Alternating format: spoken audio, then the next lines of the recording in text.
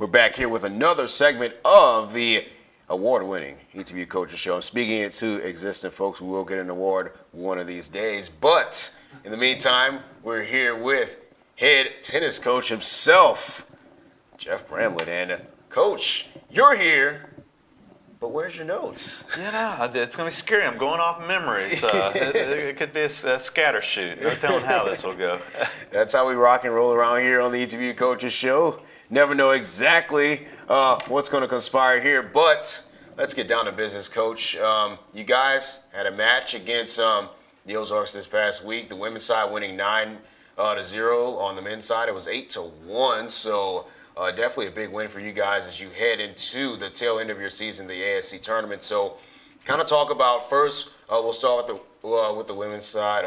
Olivia Parmalee and on the doubles team at number one with Kaylee Smith coming with the 8-3 win to kick things off, and Malika Sikio rounding things out on her doubles team as well, winning with that matchup. So just kind of talk about what you saw first on the women's side, and then we can kind of transition to the men. Okay, yeah, that's one of the reasons I didn't have my notes. I thought, well, 9-0, I can remember that one. But yeah, Kaylee did a great job. Olivia, being a freshman, playing that number one doubles, and they got that 8-3 win against a very good doubles team for Ozarks right there at one. I think Malika and Elisa, we just put them together for the first time. They were off the court, gosh, it seemed like in about 20 minutes. So we got a 1-0 lead just like that. Then I think Ashley and Tiffany were off very quick. So we were up 2-0, had all the momentum. And then, like you were saying, Olivia and Kaylee finished it off right there with that number one doubles with a nice 8-3 win. But they've been doing great all year long with the doubles. We've been up 2-1, 3-0, it seems like, in just about every match, regardless of the doubles combinations we put together. But we're kind of fine-tuning our doubles teams right now and the pairings. And so on the men's side, you picked up an 8-1 win. So with all the things that have kind of conspired this year, it's been a very weird year scheduling for you guys. But just kind of talk about how important it was to come away with a win like that this past weekend. Yeah, it was nice. Just about everybody got a win, got confidence. We had that tight loss at number one doubles yet again. We keep thinking we're going to get our breakthrough. Adam's done a tremendous job at the number one doubles as a freshman also, much like Olivia. It's a very, very, probably about the toughest position to play on the men's teams, number one doubles. So we lost that 9-7, but got a couple nice wins at the 2 and 3 doubles.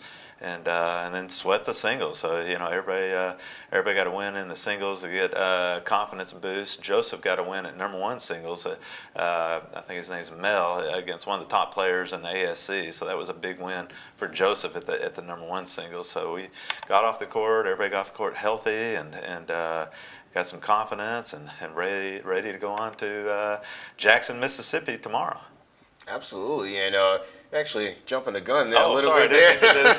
But I was just gonna say, just looking at the scheduling for you guys, it's been rain or issues with the court this year for you guys. So how difficult has it been for you guys to be able to kind of balance that dynamic along with keeping up with the team's success for this year? Yeah, it's honestly been a very difficult year, between not having the courts to practice on or play our matches on. They're out there resurfacing them again now as we speak. And then just the weather, not knowing if we're going to play, if we're not going to play, and everybody kind of having to wait on the edge of their seats, wanting to know if we're going to call off the match or if we're going to have to wait till the day before, against Austin College.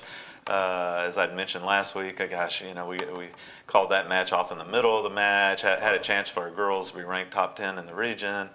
Here we were this last weekend against Southwestern, one of the top teams in the regions. We had to cancel that, and now here we are again this coming week, a chance of rain against Millsaps, one of the top teams in the South region. So we just had to be flexible, and still just be tough-minded and just be ready. Whoever shows up on the other side of the net, be ready to play, and whenever we can practice, hopefully practice as hard as we can. And for you guys, with heading into the ASC tournament, so that's definitely a good way to build some resiliency on your side. on both ends, really, on both for the men's and the women's tennis squads. Yeah, I mean, we're definitely used to playing on the road, so going on the road for the conference tournament should be no big deal for us. And if the weather gets a little bad, and we have some weather delays, and we're used to it. Or if the courts are slick, we're or dusty, we're used to that. So we feel like there's nothing that should throw us off our game at this point. And speaking of, you guys were supposed to have, you talked about the Southwestern match, that was supposed to serve as your senior day, so to speak, for you guys, but kind of talk about, just kind of the interesting aspect of the fact that normally for senior day, usually you gear up to play and to be celebrated, but you guys just had the celebration. How did you guys, kind of fix that issue with the team? Oh, we just decided that just no matter the weather, and that we were going to go ahead and meet at 1 o'clock at Jose Tequila's and just have a lunch in there and honor the seniors the way they deserve to be honored. And as it turned out, it rained. The Southwestern canceled on us, I think, Thursday beforehand. They came on up and played Centenary Friday, and then they just went on back, before all this weather got so bad, with the hail and the tornadoes. And so I was able to get up there with each senior and just talk. As long as I wanted to talk, and I was probably up there. I guess, gosh, we had 7 of them. I was probably up there for about an hour, and just had a lot of fun with it. And like I say, honored them the way they deserve to be honored. And we all had a nice lunch together and broke bread together, and just had a great time of it. Absolutely, and wish I could have been there. Here's some of the stories from the great Coach Jeff Bramlett. Oh yeah, there are definitely some stories. Yeah, definitely. I mean, so many of them have been just a big part of it. With our 2 guys that are graduating, a big part of us being regionally ranked for the first time, and then those 5 young ladies that graduated were a big part of us being nationally ranked 34th and as highly ranked as 5th and. We were 2-time all-academic All-Americans, and several of them were on the cusp of being on in the Century Club, having 100 wins or more, and I don't know how many times they were first-team All-ASC and won that fall ASC tournament. Ty also had a couple first-team all ASCs. Reed won the sportsmanship award, but I had a lot of fun telling the stories, how I recruited them, how I met them. Reunited with Tiffany because her little sister was climbing a tree and pulling a bird nest down on my head. And I was like, "Who are you here to watch?" And she said, "That girl over there." And I saw her smoke one forehead. I was like, "Wow, I remember her." But I had real fun stories to tell. How we were just always telling them I just kind of pray, please bring me the players that bring glory to your name. And the Lord brought them to me. And I told a good Bill Parcells joke about, he said, if I'm going to be asked to cook the meal, then let me pick the groceries. And I said, I definitely had a hand, picking everybody, but it's been a lot of fun watching this team, the successful seasons they've cooked up over the last few years. So I had a lot of fun with that. It was a wonderful senior day for sure. I believe it. So you guys are coming into the tail end of the season here, and with all the success that you've had on both sides, really very strong programs, how much would it mean to end with a possibility of a conference championship for either side after this year? Oh man, if we won conference on either side or both sides, I might just ride off into the sunset. I might have the big one. That'd be an awesome way to end it for this group of seniors, and they're capable. They really are. I mean, the girls are just right there. The boys.